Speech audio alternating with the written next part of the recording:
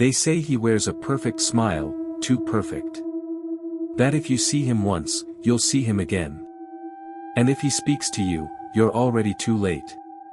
Tonight, we descend into the shadows of a legend whispered across decades, the Grinning Man. Is he an alien? A demon?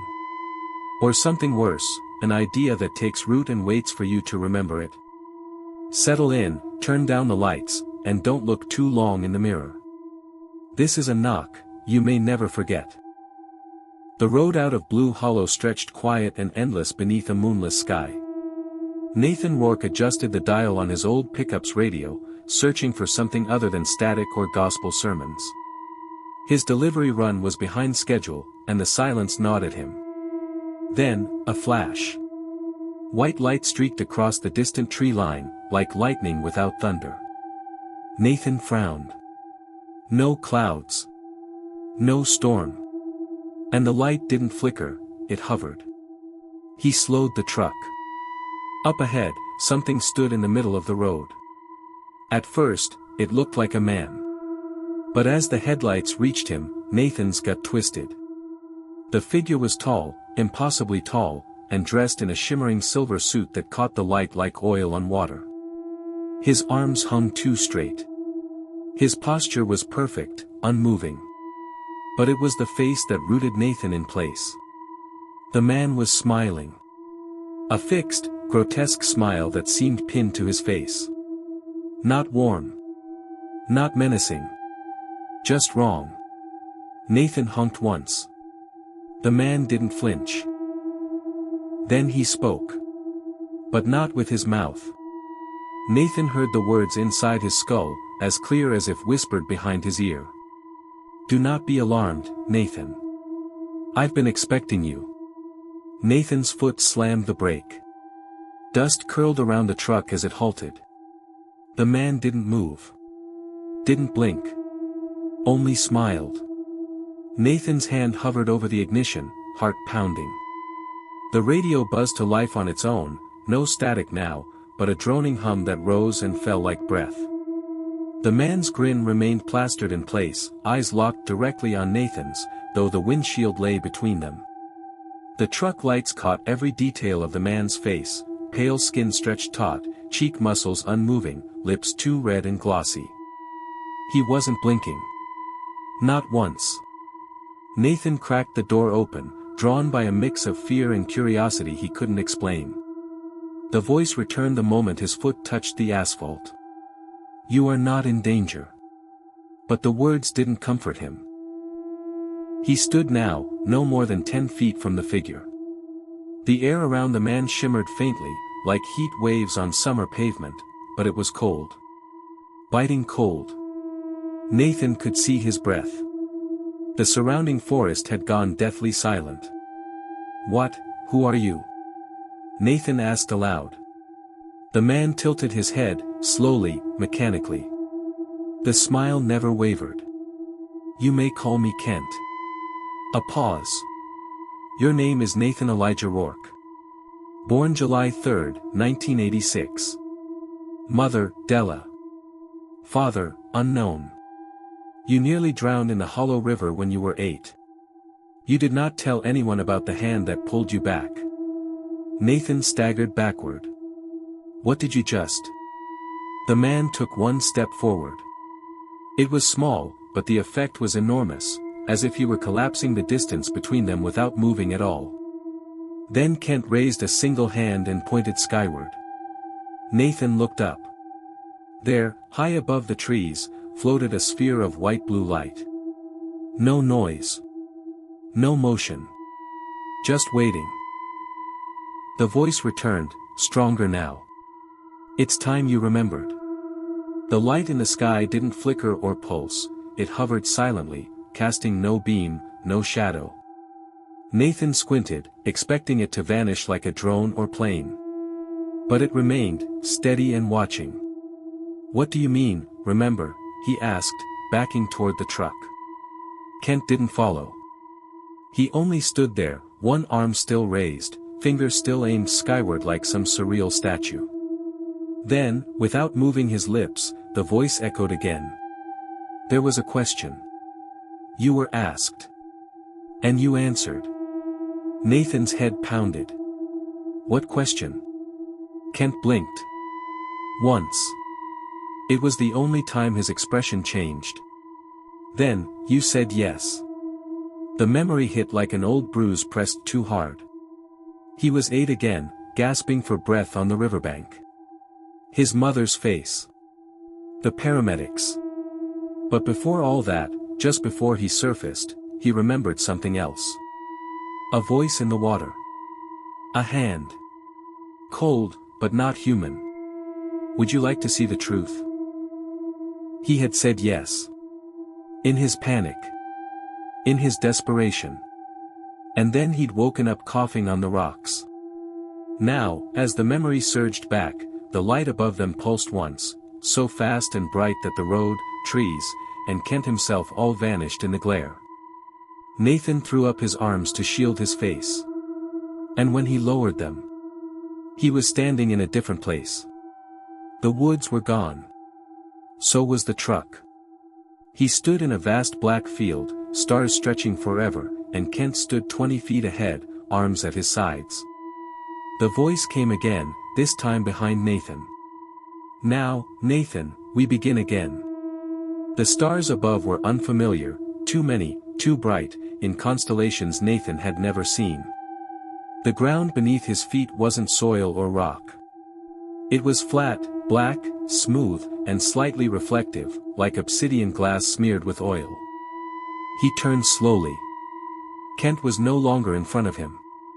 Instead, 4 identical figures stood in a semicircle, each grinning. Each dressed in a suit that shimmered slightly differently, like watching the same man walk through 4 mirrors angled inward. Nathan's voice caught. Where am I? The one directly ahead stepped forward. Where you were promised to be. Then another. You said yes when you didn't understand. And a third. That is the only time humans ever agree to truth. Their voices overlapped, echoed, not quite in unison. They weren't speaking to him with sound. They were vibrating through the space around him, pressing thoughts into his mind like fingerprints into clay. He tried to take a step back but couldn't feel his legs. Or rather, he could, but they no longer obeyed the rules of space. He moved, and the world seemed to tilt with him, like a sphere rolling slowly underfoot.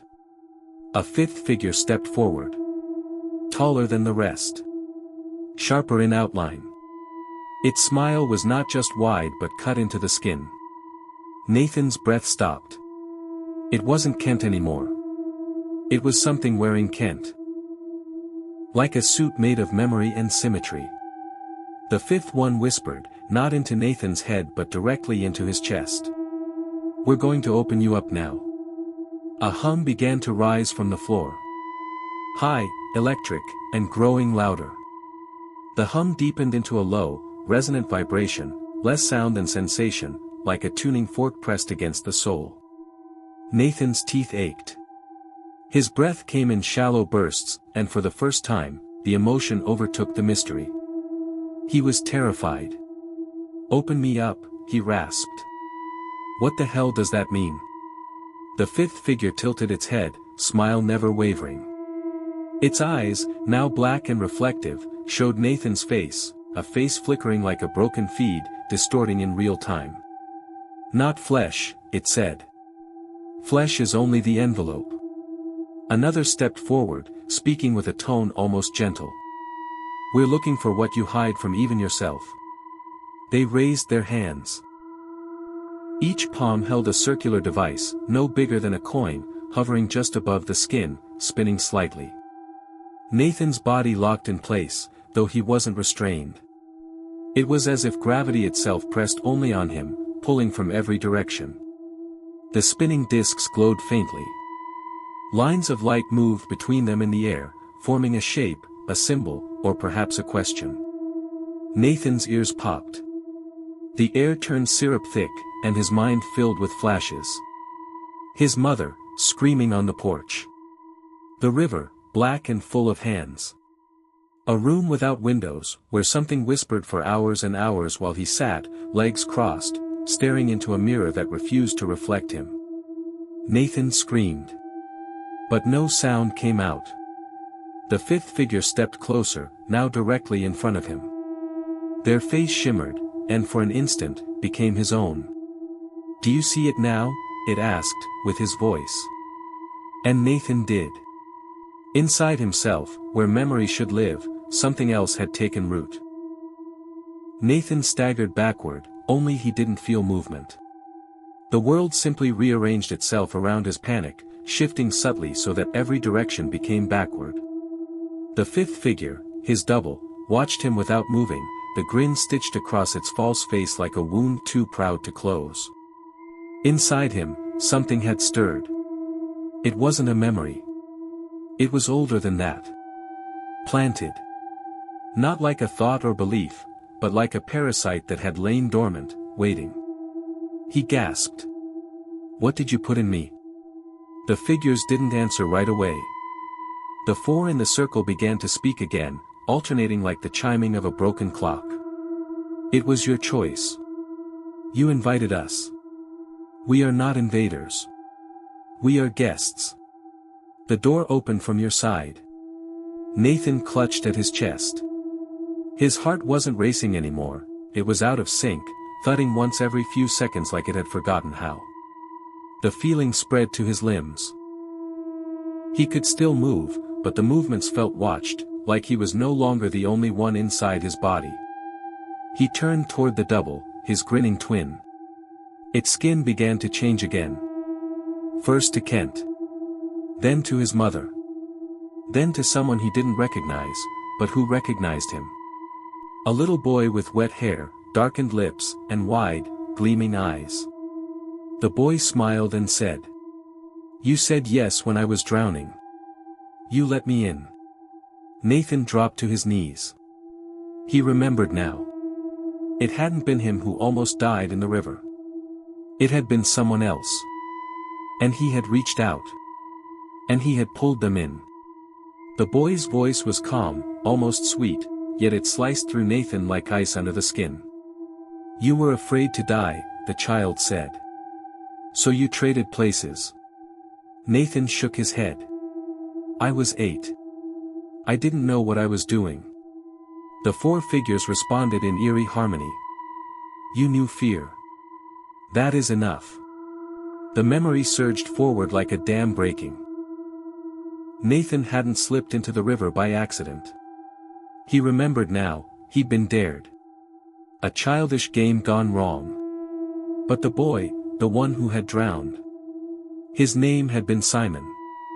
Nathan had seen him go under, fighting the current, eyes wide and pleading. And when Nathan leaned forward, something else leaned out. Not a hand. A thought. A question, pulsing like a heartbeat inside his skull. "Would you like to live instead?" He'd said yes. Simon had vanished beneath the surface. Nathan had awoken alone on the riverbank, coughing water, convinced it had all been a blur. But now, Simon stood in front of him, grinning like the others, eyes black and bottomless. "You got out," he whispered. "But I stayed behind with them. And they grew inside the place you left open." Nathan stared at the smooth obsidian floor. His reflection stared back, only the eyes were wrong. They were smiling. Behind Simon, the fifth figure shifted again, growing taller, thinner, more abstract. Limbs bending at unnatural angles. A face stretching wide into a grin that split its cheeks. Kent's voice returned. "You're not being punished, Nathan. You're being remembered." Nathan couldn't breathe. Not because there was no air, but because every breath felt borrowed, as if the lungs he used no longer belonged to him. Around him, the field shimmered again. The stars bent and rearranged themselves like they were watching. Simon stepped forward, small and solemn. "I didn't want you to drown," Nathan whispered. "I was just scared." Simon nodded. "Fear is the only truth they need. That's how they find the door." The boy extended a hand, palm up. Something squirmed within it, small, dark, pulsing like a beetle made of shadow. It wasn't alive, but it remembered being alive. "This is your yes," Simon said. Nathan recoiled. "I don't want it." "But you already gave it. We're just returning it to you." The four figures surrounding them began to hum again, low and rhythmic. The obsidian floor beneath Nathan's knees vibrated with the sound. Symbols, carved in light, began to spiral outward from his feet, stretching toward the horizon. Simon dropped the pulsing shadow. It didn't hit the ground. It sank into it, absorbed like water on dry soil. The fifth figure, Kent, or what had worn Kent, raised a long, too thin arm and pointed downward. Nathan looked. The ground was changing. The stars beneath the surface no longer reflected him, they showed others. A girl in a hospital bed, mouth stitched shut. A man sitting alone in a diner, fingers bleeding from repeated knocking. A child in a school hallway, standing in a puddle that no one else could see, whispering, "Please let me in." The voice echoed all around him. "You are not alone in this." The grinning ones returned to all who remember too late. Nathan stared into the obsidian floor as the reflections deepened into visions. Each one flickered for only a moment, but their pain lingered, etched in his mind like branding. A woman asleep in her car, woken by tapping on all the windows at once. A man alone in a motel bathroom, whispering into the mirror, "Tell me who I am." A pair of twins standing back to back in a cornfield at dusk, eyes black, mouth stitched, grinning wide. Simon crouched beside him, watching his reaction with unsettling calm. "They all said yes, too," the boy whispered. "Some didn't even speak the word. But they felt it." Nathan's throat clenched. "What is this place?" Kent answered, not aloud, but from everywhere. "It is the unfolding. The place between what was offered and what was taken." The figures began to drift away, orbiting them like slow satellites. The sky twisted, stars rearranged into unfamiliar constellations, pulsing like a slow heartbeat. Nathan realized then, this place was alive. The hum grew louder. Simon pressed something cold into Nathan's palm. A small, mirrored disc. When he looked into it, he didn't see his face. He saw his house, his current home in Blue Hollow. The porch. The cracked step. The rusted wind chimes. He was there, standing in the window, watching himself. Simon whispered, "Sometimes we send you back. So others will see what waits behind the grin." Nathan looked up. "Why me?" Simon didn't smile this time. "Because you opened the door first." Then the world turned upside down. Not with motion, but with intention. Everything spiraled inward toward Nathan. And then there was nothing. Nathan gasped as the cold hit his lungs, real air this time. Damp, earthy, familiar. He was back in his truck, still parked on Route 40, engine idling. His hands gripped the steering wheel so tightly his knuckles ached. The radio hissed softly with static. No lights above. No grinning man in front of the truck. Just silence. For a moment, he thought he had hallucinated it all. Some kind of stress-induced break. But then he looked down. In his lap sat the mirrored disc Simon had handed him, cool, metallic, humming faintly. His stomach turned. Something had followed him back. Nathan drove home in a daze, headlights carving through the misty backroads. The world felt too still, like a set built for someone else. The moon hung unnaturally low in the sky, distorted at the edges. At 2:12 a.m., he pulled into his driveway in Blue Hollow. The porch light flickered once and died. He stepped onto the wooden boards, each creak echoing too long in the air. From his pocket, the mirrored disc gave off a single sharp pulse of heat. Inside the house, the lights refused to turn on. Every bulb dimmed to a faint orange glow, like the embers of a dying fire. In the bathroom mirror, his reflection lagged behind his movements, just enough to notice. And then, from the hallway, a soft knock. Not at the door. From inside the house. 3 slow taps on the bedroom wall. Nathan froze. The disc in his pocket went cold. Then the voice came again, soft, from somewhere just beyond the reach of reason. They see through you now. Nathan stood motionless in the darkened hallway, the silence pressing in like a weight. The knock had come from inside the wall, a part of the house that didn't even connect to another room. He pressed his ear to the paneling. Nothing. But as he pulled back, he noticed something he hadn't seen before. The wallpaper near the baseboard was curling slightly, as if disturbed by moisture, or movement. He didn't touch it. Instead, he backed into the kitchen and grabbed a flashlight from the drawer, flicking it on. The beam wavered slightly, even with fresh batteries. Everything in the house felt soft, somehow. Too quiet. Too still. As if the space was holding its breath. Nathan took the mirror disc from his pocket. Its surface was dull now, but when he angled it toward the wall, it shimmered. The reflection in the disc showed a figure standing in the hallway behind him. Grinning. But when he turned, there was no one there. Nathan slammed the disc face down on the table, heart hammering. His breath fogged in the air. It was cold again, like it had been on the road. Like it had been in that place. He walked cautiously back to the bedroom. The door was open a crack. Too dark inside. He kicked it open, flashlight raised. And froze. Someone had drawn a smiley face on the mirror with what looked like condensation. But it wasn't childish. It was precise. Wide, perfect, and unmistakably Kent's grin. And beneath it, in smeared letters. Remember for US. Nathan stared at the words on the mirror, heart pounding loud enough to drown out his thoughts. The condensation had already begun to fade, but the grin remained, etched faintly into the glass like it had burned itself in. He wiped the surface with his sleeve. But the words reappeared, fainter, but still there. Remember for US. His phone buzzed in his pocket. The sudden noise made him flinch. When he looked, the screen displayed a missed call, no number, just unknown, in capital letters. The call log showed it had lasted 003. He hadn't heard it ring. The phone buzzed again. A text this time.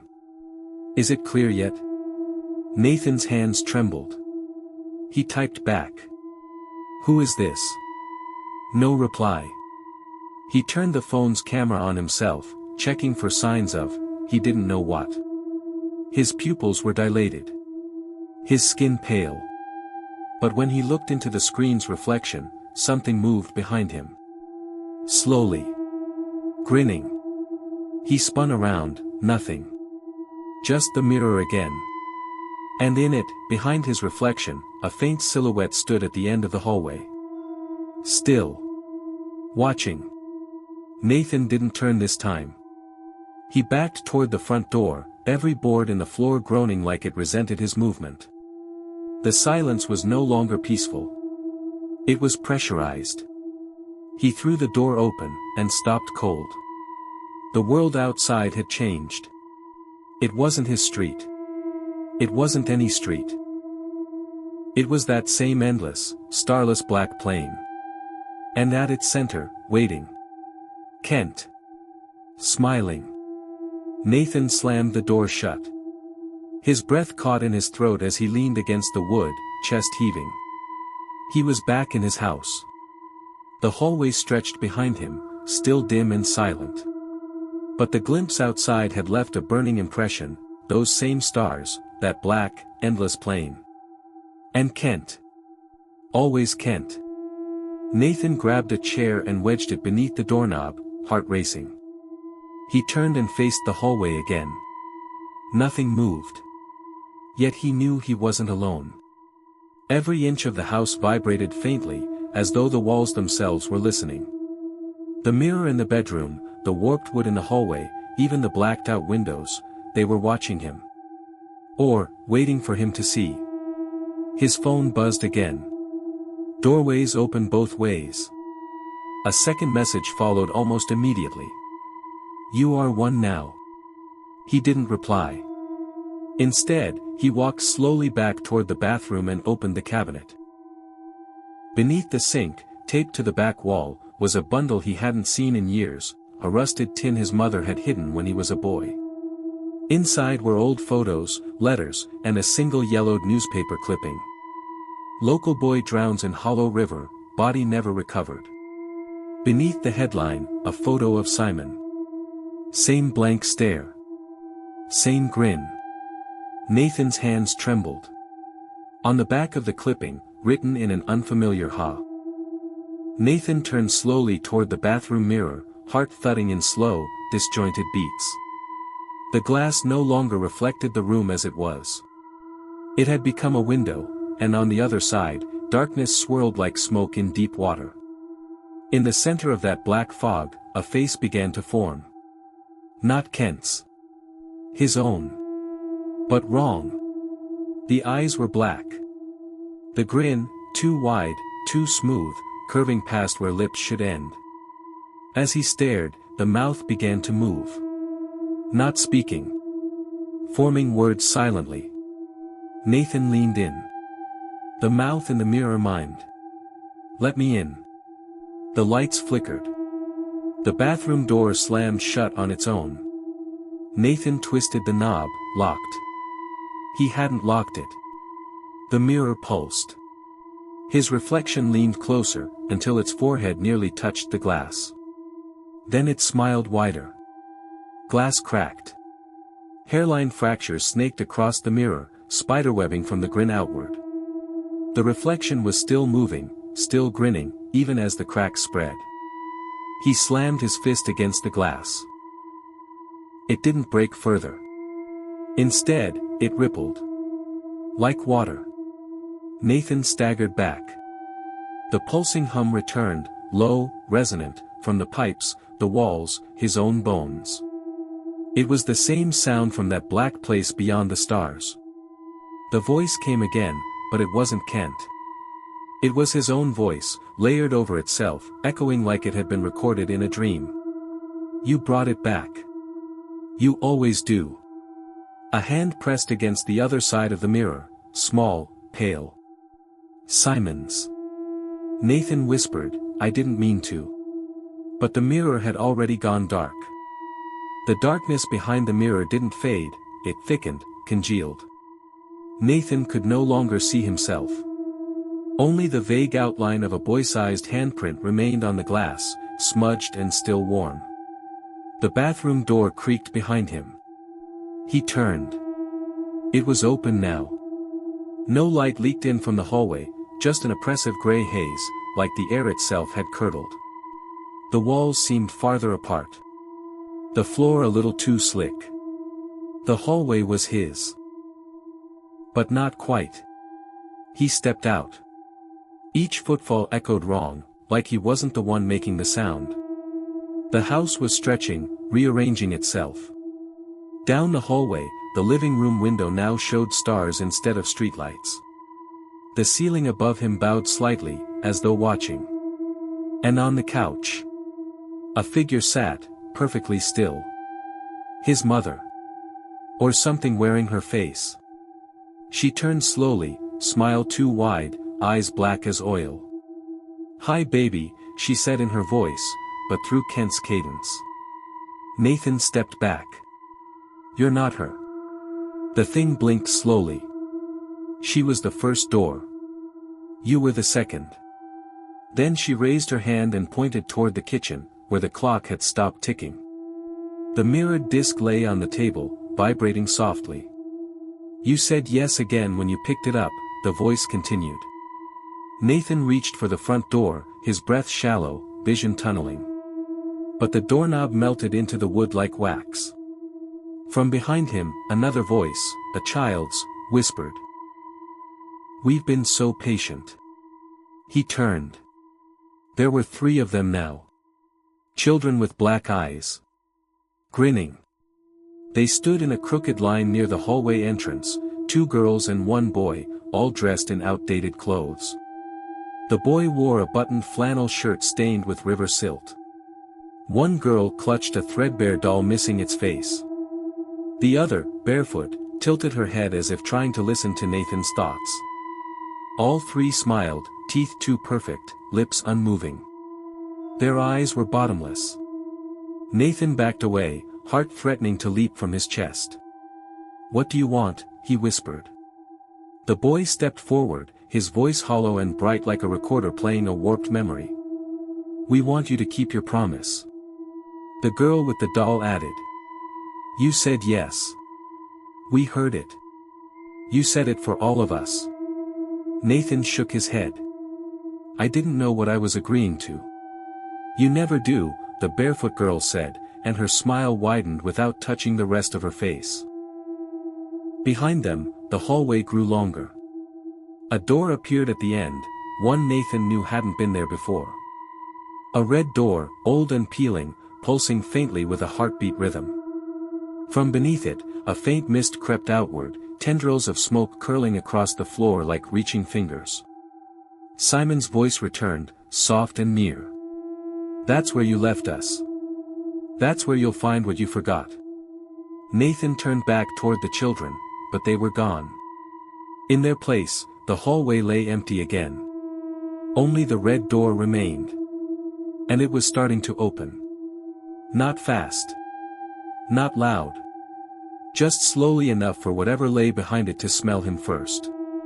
The door creaked open just an inch, just enough for Nathan to see the darkness beyond. It wasn't empty.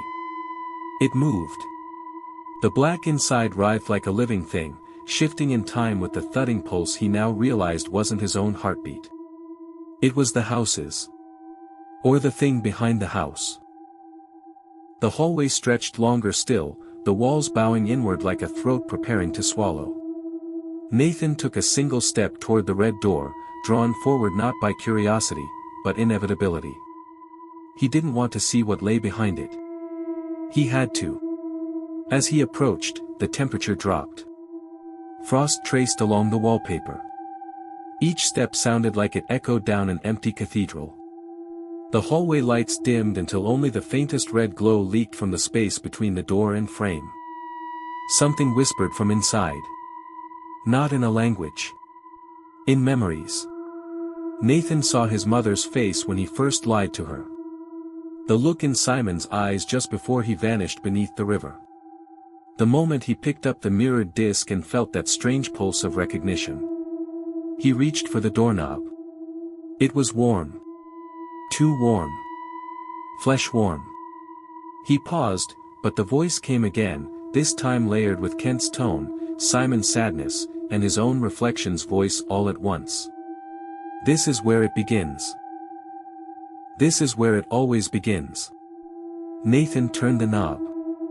The door creaked open wider. Behind it was not a room. It was a black tunnel stretching down and down, filled with flickering lights, like stars trying to die. And at the bottom, waiting in perfect stillness. Kent. Smiling. Arms outstretched.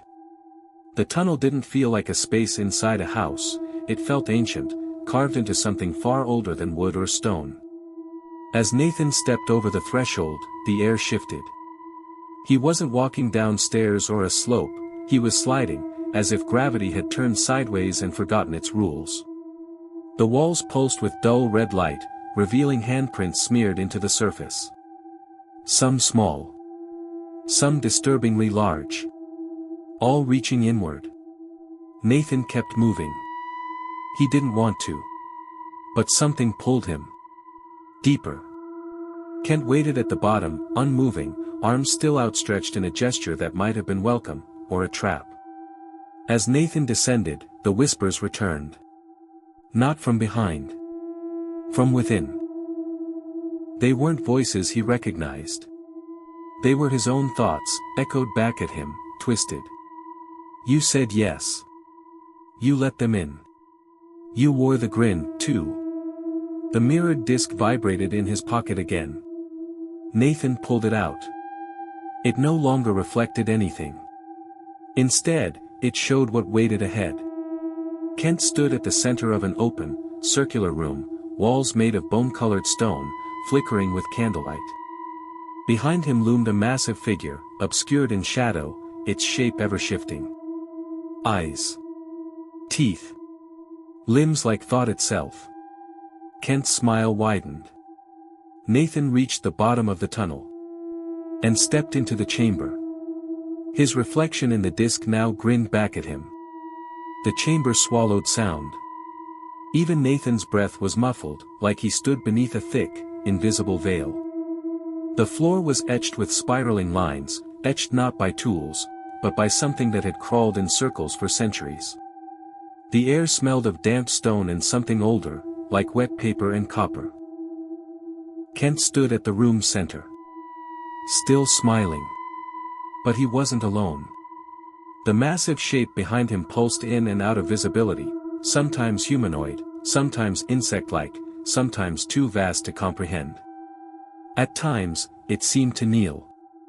At others, it pressed its face closer to Kent's back, as if whispering secrets into the space between his shoulder blades. Kent lifted a hand and gestured Nathan forward. "Do you remember what you agreed to?" the voice echoed, not from Kent's mouth, but from inside Nathan's skull. He tried to speak, but his throat closed.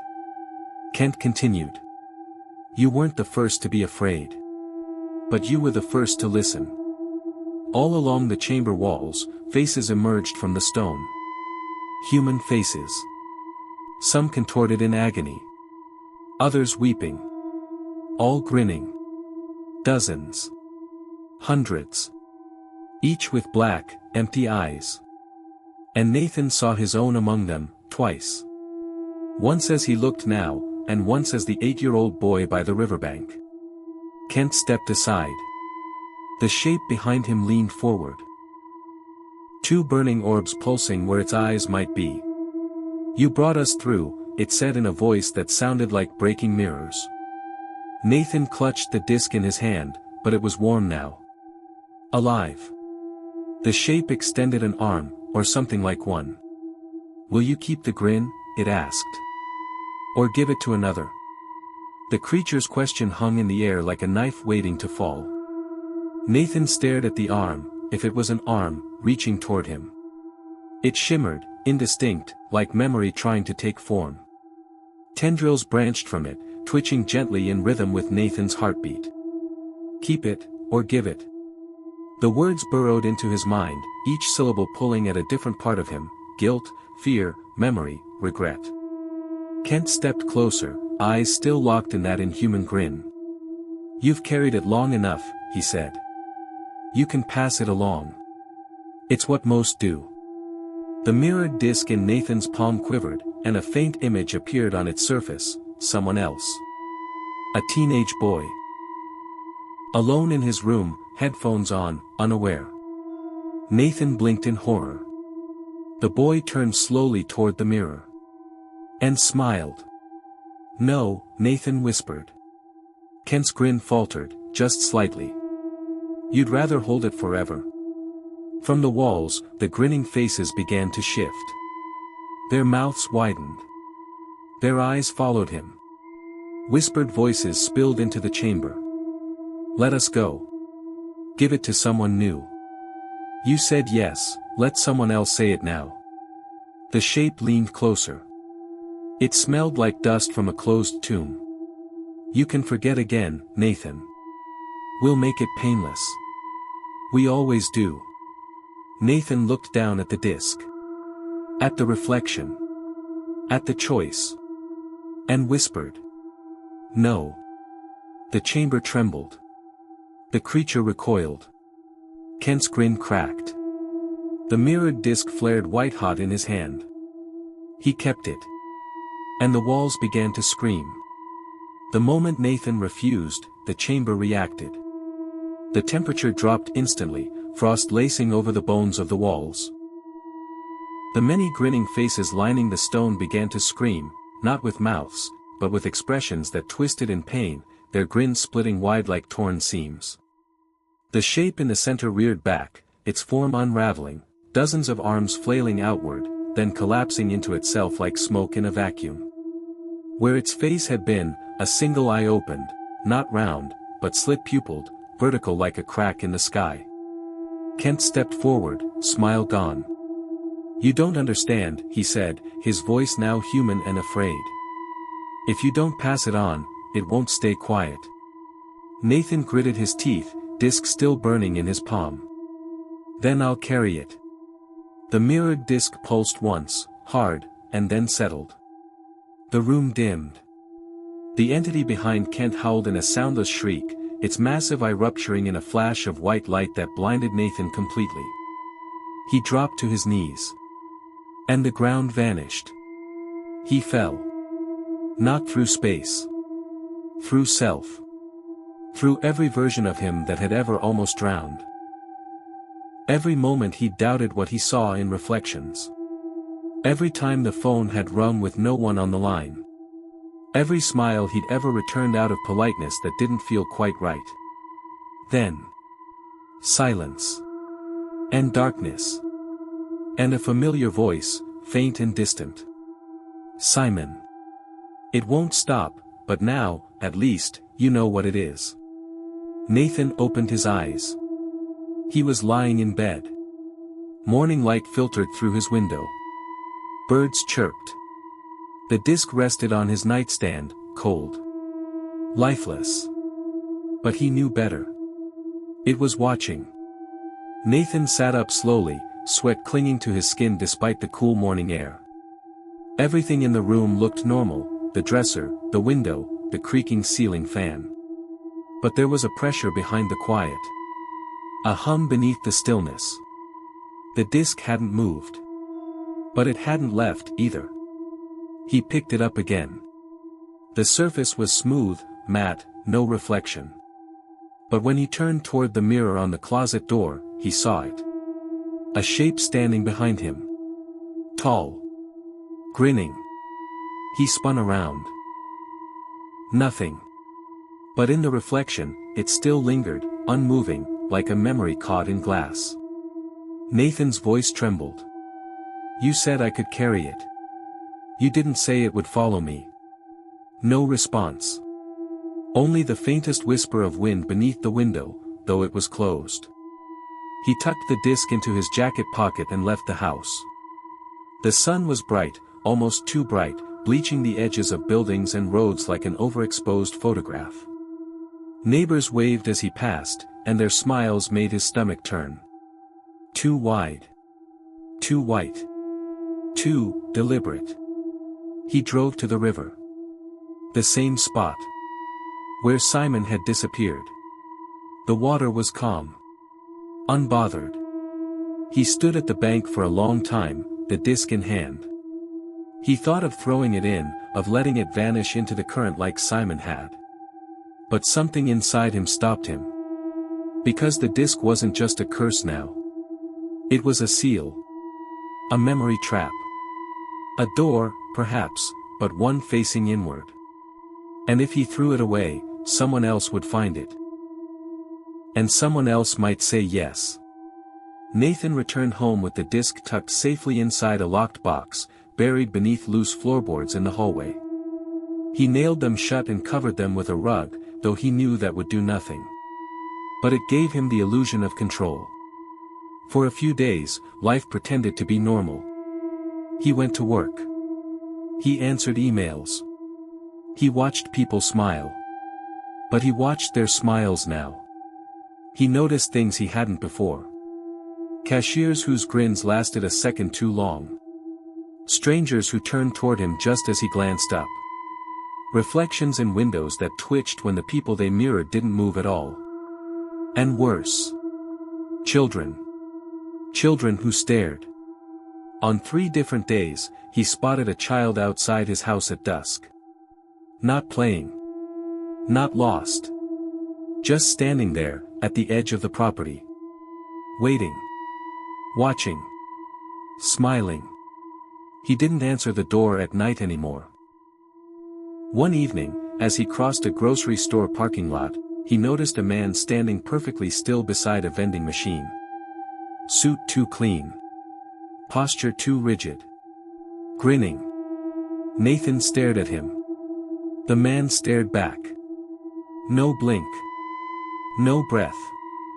Then he turned and walked away, vanishing behind a car, and never re-emerged. Nathan hurried home. As he entered his house, he noticed something scratched faintly into the doorframe. 7 letters.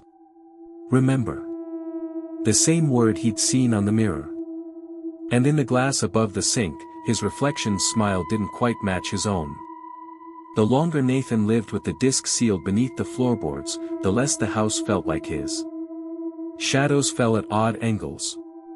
Light bulbs dimmed when he entered rooms, only to brighten behind him. The hallway grew longer at night, just by inches, but enough to notice. Mirrors became unreliable. Reflections lagged. Sometimes they stared at him before he looked into them. Once, as he brushed his teeth, he watched his reflection pause, then grin. He hadn't moved. Nathan smashed that mirror.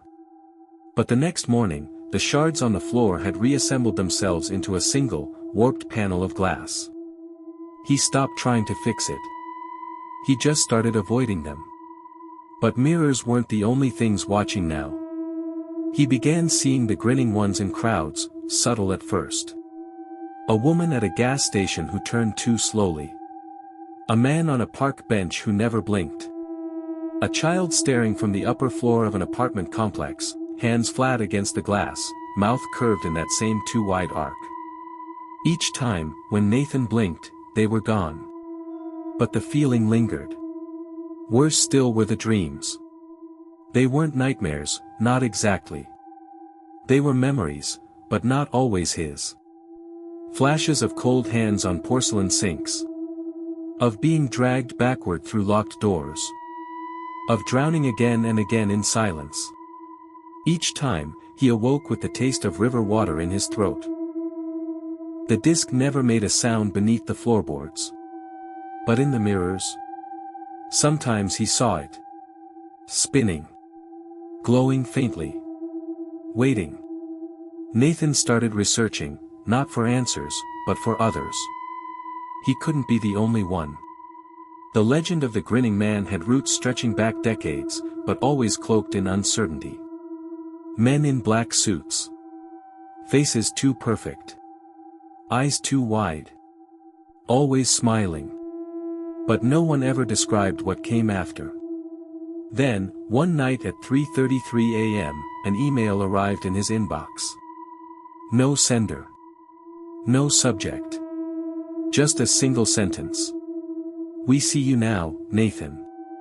Attached was a photo. It was a black and white image of a child standing beside a river. Simon. In the background, barely visible, was Kent. And further still, standing in the trees, a tall figure in a suit with no face. Only the grin. Nathan shut the laptop. But the screen stayed on. The image lingered. And now, in the reflection on the monitor, there was someone standing behind him. He turned, nothing. But when he looked back, the image on the screen had changed. Now it showed himself, sleeping. Tonight. In his bed. He hadn't taken that photo. The grinning ones were not bound by time or place. They existed in moments of weakness, in seconds of fear. They entered through yes, but stayed through remembrance. And Nathan had remembered too much. He pulled out the disc from the floorboards again. It no longer pulsed. It throbbed. And in its surface, 1,000 tiny faces began to bloom, each grinning. Each whispering. We remember you too. Nathan stared into the disc, its surface a writhing sea of grins. Tiny faces blinked open like eyes, each one mouthing silent truths he couldn't bear to hear. Some were strangers. Others, horrifyingly, were people he knew. A cousin lost in childhood. A friend who vanished without explanation. His mother. Each face mouthed the same word. Yes. He dropped the disc onto the table. It didn't bounce. It didn't roll. It simply stayed, as if rooted in place, too heavy for this world alone. The room grew cold. The lights dimmed. The shadows thickened. The house was changing again. From the hallway came the sound of footsteps, not hurried, but deliberate. Someone walking slowly. Calmly. As if they'd been here the whole time. Nathan stood, dread soaking through him like a fever. He reached for the nearest mirror, just a shaving compact left on the counter. In its reflection, he didn't see his hallway. He saw a stairwell. Made of stone. Leading downward into a great black hollow. The same hollow he thought he'd escaped. But now he was watching it from outside. The grinning ones had turned the lens around. Now he was the reflection. Footsteps reached the doorway. He turned slowly. Kent stood there. No longer grinning. Just, watching. Behind him, a second figure stepped into view. Simon. Eyes black. Mouth sewn shut. They stared at Nathan for a long, silent moment. And then Kent said, "It's almost time to smile again." Nathan couldn't move. Kent's voice echoed in the stillness of the room, each syllable sinking into the wall's L. In it was a second disc. Not metal. Flesh. It pulsed faintly like a heartbeat and was covered in tiny tooth-like ridges. The surface grinned. Kent held it toward him.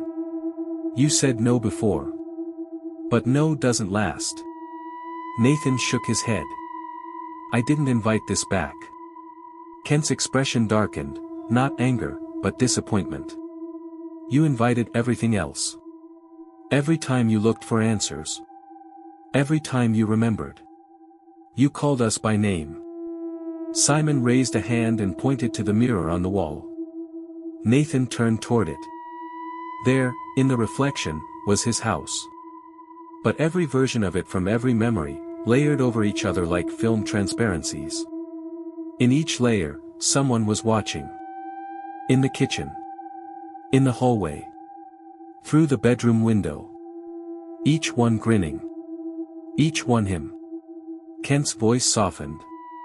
"This isn't about punishment. It's about permanence." The second disc twitched. "You're not keeping it anymore. You are it." Nathan fell to his knees. The house moaned around him. And all the mirrors began to laugh. Nathan covered his ears, but the laughter wasn't sound, it was inside him. The house trembled as the mirrors giggled in perfect, inhuman synchrony. The windows vibrated. The floorboards curled upward at the edges like peeling skin. Kent placed the second disc, the living one, on the floor between them. It slithered once, seeking warmth. Simon stepped closer, his mouth still sealed, but his eyes pleading. Not for help. For witness. Nathan whispered, "Why me?" Kent tilted his head. "Because you remembered. Because you opened the door. Because fear is the most honest prayer a person can offer." From every wall and reflection, dozens of Nathans grinned back. In each version, something small had gone differently, smiling at the wrong stranger, answering a knock, picking up the disc just a little too quickly. The grinning man wasn't one man. He was many. He was choice multiplied. He was the echo of, yes, whispered too softly to be heard until it was too late. Nathan crawled back, but the house stretched with him. The hallway curved in a slow spiral, pulling him back toward the center of the room. The original disc, the one from the river, vibrated through the floor. Simon finally opened his sewn lips. The threads didn't fall. They dissolved. And he said, with a voice as old as the stars, "It's not a curse. It's a shape. You gave it yours." Nathan looked at his hands. They were pale. Stretched. Smiling. Nathan tried to scream, but his jaw refused to obey. It simply opened wider. And wider. And wider still, until the corners ached with the weight of the grin.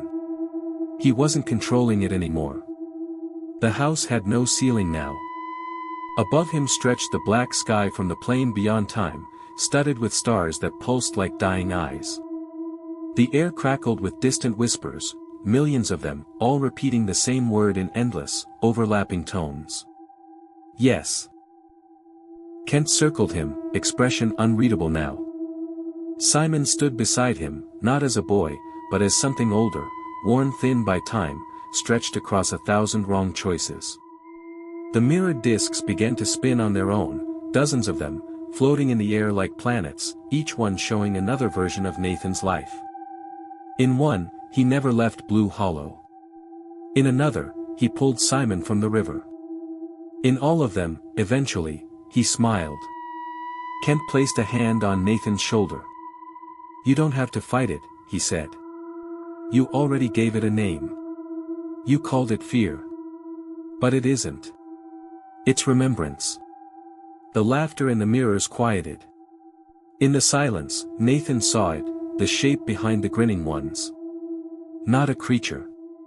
Not even a god. A presence. A hollow in reality shaped exactly like a person. A mold waiting to be filled. Nathan's reflection stepped free from the mirror. It was him. It grinned without pain. And it walked toward him slowly, arms open in a gesture that mimicked Kent's. "Let me wear you now," it whispered. Nathan's reflection stood inches away, its grin impossibly wide, too wide for skin, too smooth for bone. It didn't blink. It didn't breathe. It waited. Behind it, the swirling mass of mirrored discs slowed their orbit, each one locking into place across the walls, the ceiling, the sky above. They formed a dome of endless versions of him, each nodding in unison. Each grinning. Kent stepped aside. "You've already said yes," he said. "This is the part where you stop pretending." Nathan dropped to his knees, the weight of it all pressing down, memories of fear, of choices made too late, of doors opened out of curiosity or weakness. The creature had never needed to take him. He had given himself. The reflection crouched beside him. Its voice was soft and familiar. "You'll forget again," it said. "But we'll be waiting. We always are." It placed a hand on Nathan's chest. And then. Darkness. He woke with a start. Back in his truck. Parked on the side of Route 40. Early morning fog coiled around the trees. Birds chirped in the distance. His watch read 6:16 a.m. Everything looked normal. But he knew. He felt it in the way his hands moved.